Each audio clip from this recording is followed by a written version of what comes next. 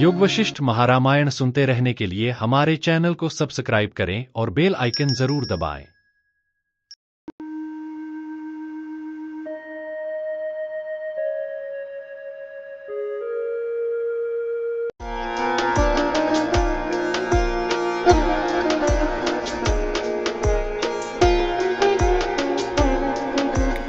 स्थिति प्रकरण सर्ग 31।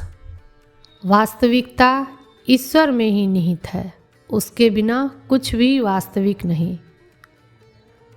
वशिष्ठ ने कहा, हे उच्च मनोवृत्ति वाले राम, मैंने तुम्हारे ज्ञान के लिए दाम, व्याल और कट की कथा सुनाई ताकि तुम इससे शिक्षा प्राप्त करो और इसे केवल एक निरर्थक कहानी समझकर नज़रअंदाज न करो।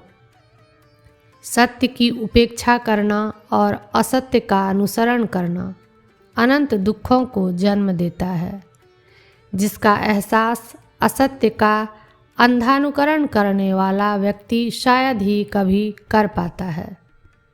देखो, शंबर की सेना कितनी शक्तिशाली थी, जिसने अमर देवताओं की सेनाओं को पराजित कर दिया। फिर उनके पतन को देखो, जब वे सूखी और गंदी दलदल में तुच्छ मछलियों के रूप में बदल गए। पहले उनकी शक्ति कितनी महान थी, जिसने अमर सेनाओं को खदेड़ दिया, और फिर उनका निम्न पतन, जब वे किरातों के प्रमुख के अधीन शिकारी बन गए।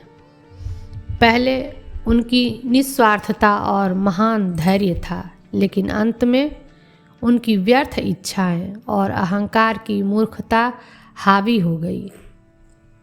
इस संसार रूपी वन में आत्म अहंकार, अहं भाव ही वह मूल जड़ है, जिससे दुख रूपी शाखाएं फैलती हैं और इच्छा रूपी विषैले फूल उत्पन्न होते हैं। इसलिए हे राम, अपने हृदय से अहंकार की भावना को मिटाने का प्रयास करो। सदैव यह सोचकर आनंदित रहो कि यह मैं कुछ भी नहीं है। अहंकार का भ्रम सत्य के उज्ज्वल चंद्रमा को काले बादलों की तरह ढक देता है और उसकी शीतल किरणों को हमारी दृष्टि से ओझल कर देता है। दाम, व्याल और कट, इन तीनों राक्षसों ने अपने अहंकार और मोह के प्रभाव में अपनी अस्तित्वहीनता को वास्तविक अस्तित्व मान लिया। वे अब कश्मीर के जंगलों में एक झील के कीचड़ युक्त जल में मछलियों के रूप में जीवन बिता रहे हैं और वहीं उगने वाली काई और जलघास को स्वाद लेकर खा रहे हैं।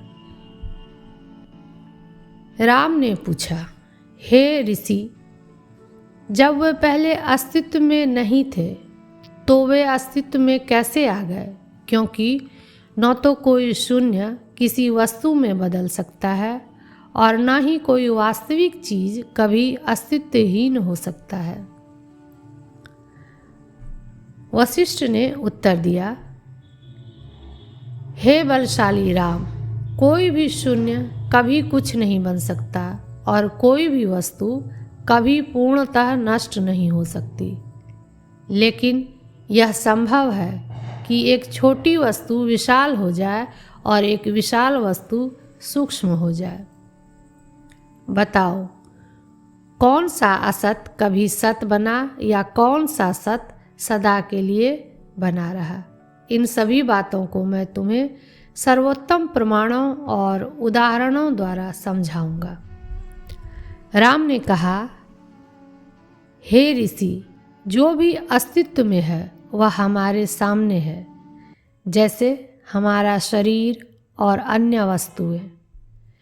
लेकिन आपने कहा कि दाम और अन्य राक्षस अवास्तविक थे और शंबर की माया से उत्पन्न हुए थे, फिर वे वास्तविक कैसे हो गए? वशिष्ठ जी बोले, राम, दाम और अन्य राक्षस जो असत्य और अस्तित्वहीन थे, केवल भ्रमवश अस्तित्व में प्रतीत हुए, जैसे मृग तृष्णा में जल का आभास होता है। इसी प्रकार हम, ये देवता और अर्ध देवता और यह समस्त जगत भी वास्तव में अवास्तविक हैं, लेकिन हम अपने भ्रम में इन्हें वास्तविक मानकर देखते, बोलते और क्रियाएं करते हैं। मेरा अस्तित्व उतना ही अवास्तविक है जितना तुम्हारा, लेकिन यह उतना ही वास्तविक प्रतीत होता है जितना स्वप्न में मृत्यु का अनुभव। जैसे स्वप्न में मरे हुए मित्र का दर्शन वास्तविक नहीं होता, उसी प्रकार जब संसार की असारता का बोध हो जाता है तो यह जगत भी वैसे ही असत्य प्रतीत होता है जैसे स्वप्न में देखे गए व्यक्ति की मृत्यु। लेकिन इस संसार की असत्यता को वे लोग स्वीकार नहीं कर सकते जो इंद्रियों के विषयों को ही वास्तविक मानते हैं। वास्तविकता की धारणा ने उनके मन में इतनी गहरी जड़ जमा ली है कि वे इस तथ्य को नकार देते हैं। जब तक कोई शास्त्रों से इस जगत की असत्यता का ज्ञान प्राप्त नहीं करता और इसे सत्य की भांति स्वीकार नहीं करता, तब तक यह भ्रम मिट नहीं सकता। जो यह उपदेश देता है कि यह संसार असत्य है और केवल ब्रह्म ही सत्य है, उसे अज्ञानी लोग पागल समझकर उपहास करते हैं। ज्ञानी और अज्ञानी इस विषय पर कभी सहमत नहीं हो सकते। जैसे कोई नशे में धुत व्यक्ति और कोई जागरूक व्यक्ति कभी एकमत नहीं हो सकते। यह असंभव है कि जो लोग संसार की वास्तविकता में विश्वास रखते हैं, उन्हें उसकी असत्यता में विश्वास करने के लिए राजी किया जाए। जैसे किसी मृत व्यक्ति को खड़ा करके चलाया नहीं जा सकता। वे लोग जो ध्यान का महत्व नहीं समझते और केवल इंद्रिय संवेदनाओं को ही सत्य मानते हैं, उनके लिए ब्रह्म ही सब कुछ है जैसी बातें निरर्थक हैं।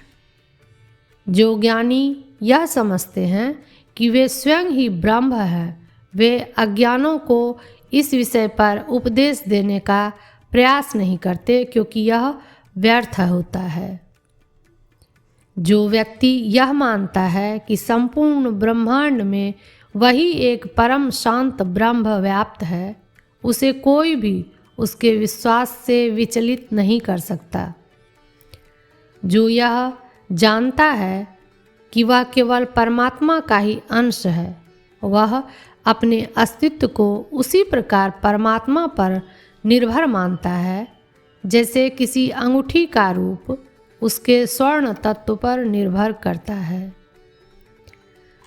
अज्ञानी लोग केवल स्थूल पदार्थों को ही वास्तविक मानते हैं, जबकि ज्ञानी हर वस्तु में ब्रह्म की सत्ता को देखते हैं।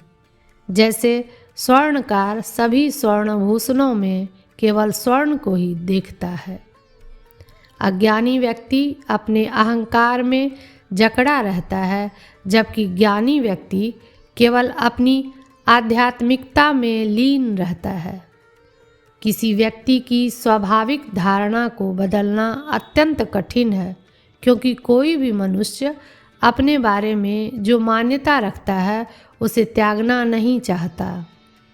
इसलिए यद्यपि हम, दाम और अन्य सभी वास्तव में कुछ भी नहीं हैं, फिर भी कौन विश्वास करेगा कि हम या वे अस्तित्व में नहीं हैं। केवल एक ही सत्ता वास्तविक है, वह जो स्वयं सत्य, चेतन और शुद्ध चैतन्य है। वह शुद्ध, सर्वव्यापक, शांति स्वरूप और अपरिवर्तनीय है। वह इतना शांत और सूक्ष्म है कि वह शून्य प्रतीत होता है। फिर भी उसी शून्य में ये समस्त सृष्टियाँ उसकी ही महिमा के कणों के रूप में विद्यमान है। जैसे रात के अंधकार में तारे चमकते हैं और जैसे जल के ऊपर तरंगे उठती हैं, उसी प्रकार यह समस्त संसार उस दिव्य सत्ता में प्रतिबिंबित होता है। वह परमात्मा जिस रूप में स्वयं को देखना चाहता है, उसी रूप में वह प्रकट हो जाता है। अतः केवल वही चैतन्य सत्य है। इसलिए इस सृष्टि में कुछ भी पूर्णतः सत्य या असत्य नहीं है, यह सब चैतन्य में ही स्थित है। हे राम, ब्रह्म की इस एकता को जानकर सभी द्वैत भाव, भय और दुखों को त्याग दो और उसी में पूर्ण शांति प्राप्त करो। 31वां सर्ग समाप्त।